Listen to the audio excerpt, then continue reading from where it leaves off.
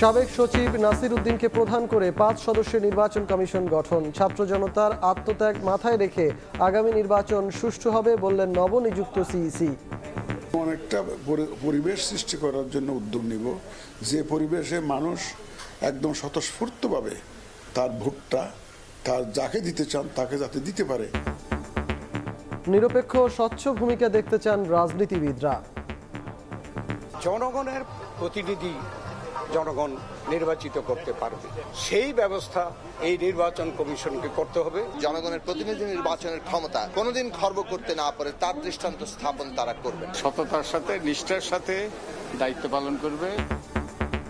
সংস্কার শেষে 26-এর মাঝামাঝিতে হতে পারে জাতীয় নির্বাচন, লন্ডনে উপদেষ্টা শাখাওয়াত হোসেন। ফর্মগুলো আমরা এন্ড অফ দিস ইয়ার পাই, সেগুলো নিয়ে আলোচনা করতে করতে যদি 3 months or 6 months, either it will be the mid 2026, earlier could be end of that. That's my own opinion.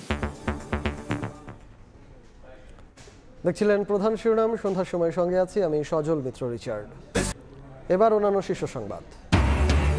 এক যুগ পর সশস্ত্র বাহিনী দিবসের সংবর্ধনায় বেগম জিয়া, প্রধান উপদেষ্টার অভিনন্দন। অভ্যুত্থানে মানুষের পাশে থেকে আস্থা অর্জন করেছে সেনাবাহিনী বললেন ডক্টর ইউনূস। ডিসেম্বরে ঢাকা দিল্লি ফরেন কনসালটেশন বৈঠক।